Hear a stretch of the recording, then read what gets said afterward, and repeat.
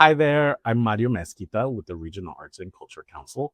If you're watching this, you're probably considering applying for one or potentially both of the exterior mural opportunities at Multnomah County's Future, Sobering, and Crisis Stabilization Center here in Portland. This is a pretty unique opportunity. We're talking about two highly visible exterior murals at a facility that's being created specifically to serve people who are experiencing behavioral health and substance related crisis. So there's a really interesting challenge here for artists. How do you create something visually compelling and distinctly yours while also understanding the responsibility of the place where that artwork is going to live? That's really what we're going to spend some time talking about today. This isn't meant to replace the RFQ, so please do read that carefully before applying. Think of the session as the conversation that goes along with it. We want to give you some context about the building, show you the actual mural locations, talk about what we're asking artists to consider, and hopefully answer some of the questions you might have while putting together an application.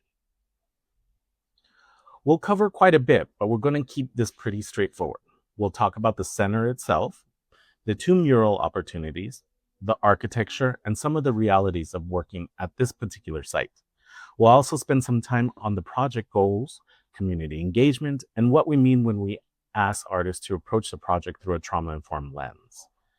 Then we'll get into the practical stuff, budgets, eligibility, the selection process, and application materials, and the timeline. For anyone who may be new to RAC, the Regional Arts and Culture Council works with Multnomah County to administer its Percent for Art program. For projects like this, our role includes working with the county and project partners, helping develop the art opportunity, facilitating the artist selection process, and then working with the selected artists or artists as the project moves through design and installation. So while you're applying through RAC, this is very much a partnership with Multnomah County. And I'll probably say this a couple times today. We're giving you quite a bit of information, but we're intentionally not giving you a design assignment at this stage. This is a qualifications-based process. Before getting into the murals, it's important to understand what this building is and who it's intended to serve. Multnomah County is developing a new, approximately 25,000 square foot, Sobering and Crisis Stabilization Center here in Portland's Central East Side. It's scheduled to open in fall of 2027.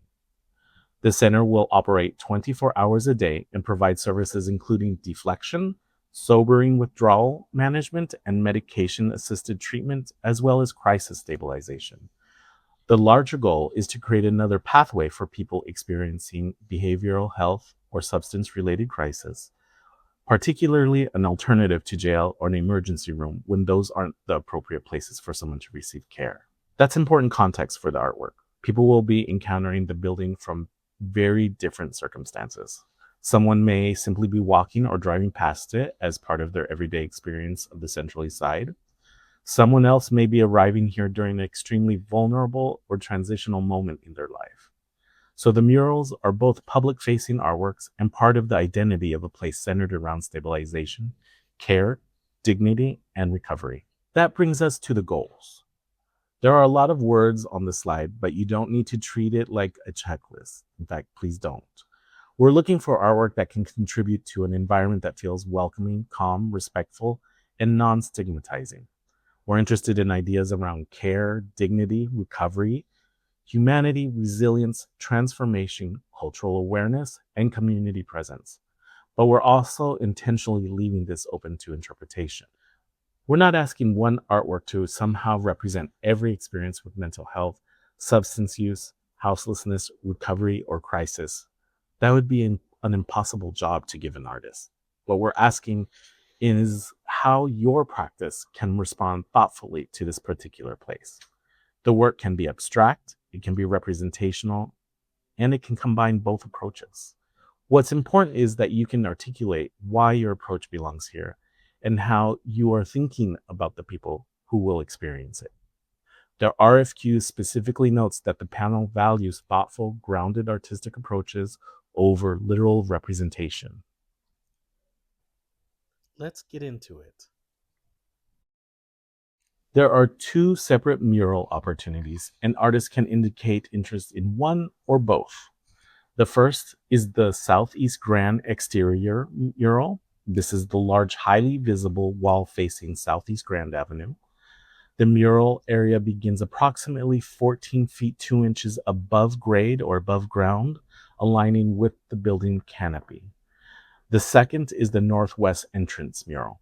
This is a different experience. It wraps portions of the northwest corner around an entrance area, and the mural begins approximately 10 feet 2 inches above grade. When you look at these together, I think it's useful to think of them as two different artistic and spatial challenges. The Grand Avenue mural has a strong relationship with traffic and distance. People are going to experience it from cars, bicycles, sidewalks, and from across the roadway. The Northwest mural associated more directly with the entrance and arrival experiences, although it will also be highly visible to vehicles. The Southeast Grand mural covers approximately 1,075 square feet across the south and east facing surfaces. The northwest corner opportunity is actually larger in total surface area, approximately 1,477 square feet across two north facing surfaces and the west facing side. So when you're deciding which opportunity makes sense for you, don't think only in terms of big wall versus small wall. Think about how you like people to encounter your work. Do you make work that reads powerfully from a distance and at speed? Do you enjoy working across multiple architectural planes? How does your work change as someone moves around it? Those are very useful questions to ask yourself. Here's where the photographs become particularly useful. This is an existing building that's being renovated, so artists will be responding to real architectural conditions. Look at the proportions of the walls, the canopy, the wall texture, entrances, corners, sight lines, and how someone actually moves through the area. The Grand Avenue location also comes with another important consideration: traffic. This is a busy urban corridor. Your audience includes pedestrians and cyclists, but it also includes people seeing the artwork while moving through traffic. So we're looking for a strong visual presence without excessive visual complexity, optical effects, or movement-based effects that could potentially interfere with roadway safety. That doesn't mean make something boring. Quite the opposite. It means understanding the composition is doing a job here. Scale, contrast, visual rhythm, and the amount of information someone can process while moving past the building all matter. And installation logistics matter too. These are elevated exterior surfaces at a complex construction site. So experience navigating equipment, site coordination, and safety requirements is part of what the panel will be considering, especially here.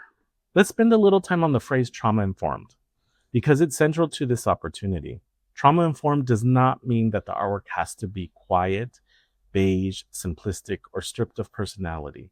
The RFQ specifically says that the work can still be visually compelling and conceptually strong. What we're asking artists to consider is impact. How might color affect someone? How might scale or imagery affect someone? Does the composition provide some sense of visual grounding? Is the imagery culturally sensitive and inclusive? What's the level of visual intensity?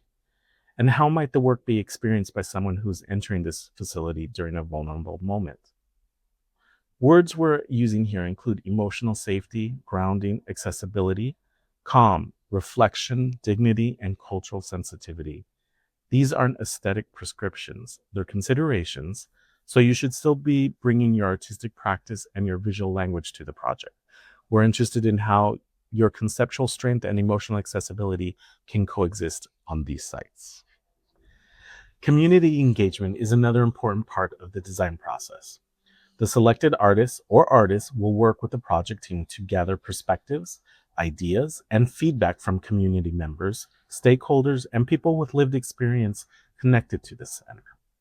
That might happen through small group conversations, stakeholder meetings, or potentially art activities or workshops developed with the project team. But there's an important distinction here.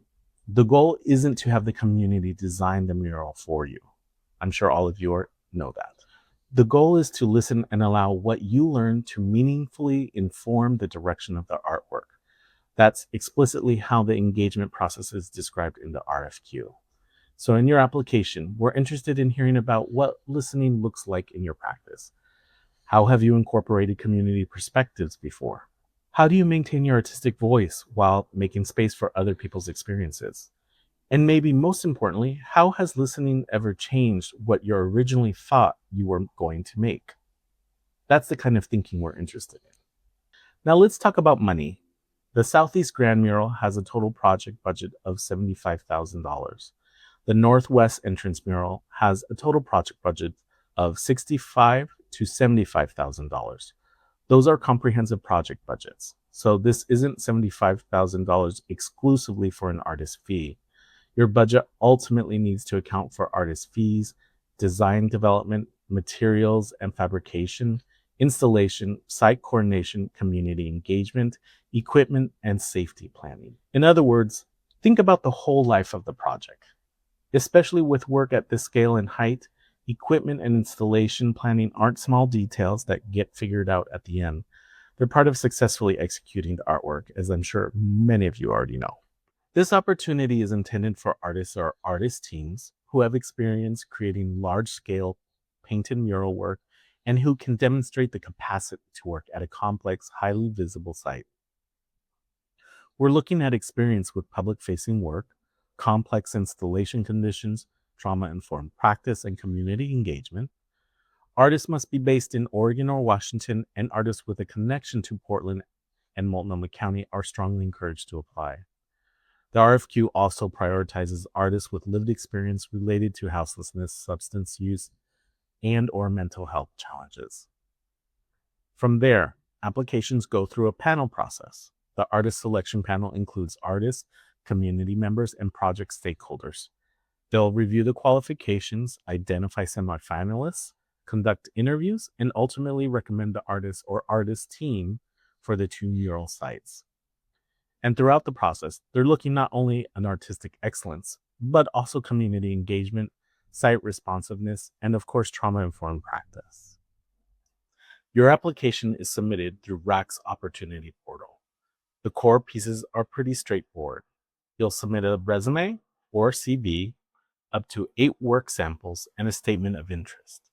Your statement should address why you're interested in this project and how your practice connects with its mission and values. Tell us which site you're interested in, or if you're interested in both. Talk about your approach to trauma-informed design, relevant experience with similar projects, and your approach to community engagement. And if you're applying as a team, tell us how you anticipate working together. You can submit that statement either in writing or as a video or audio response of no more than 2 minutes. And I want to emphasize the work samples. Those images are the primary way the panel evaluates the quality of your artwork. So don't think about them simply as 8 slots you need to fill. Think about what those 8 images collectively tell us about your practice. Show us work that helps the panel understand your artistic voice, your ability to work at scale, how you respond to architecture or place, and you don't need to submit a mural concept at this time. We're evaluating your qualifications and your approach.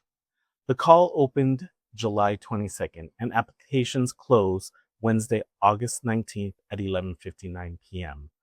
After applications close, the panel review and artist selection process will take place between August and October. Semi-finalists will be invited to interviews with artist selection anticipated around late September or early October. From there, we are anticipating the design and community engagement phase during fall of 26 and winter of 27. The artwork itself is anticipated to be painted in late spring or early summer of 2027.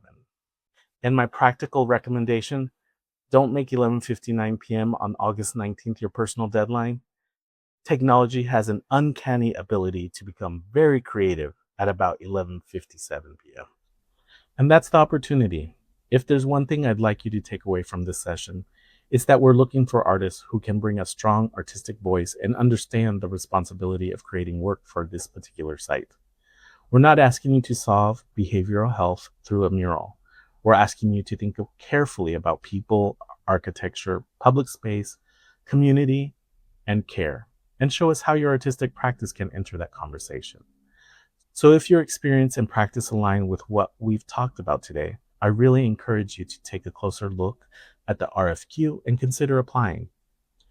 And if you're reading through everything and have questions, please feel free to reach out. My contact information is here on the screen, and RAC staff can also assist with any questions about the application process and accessibility. Interpretation and translation services are available upon request as well. Thank you again for spending some time with us, and especially me, and we look forward to seeing your applications.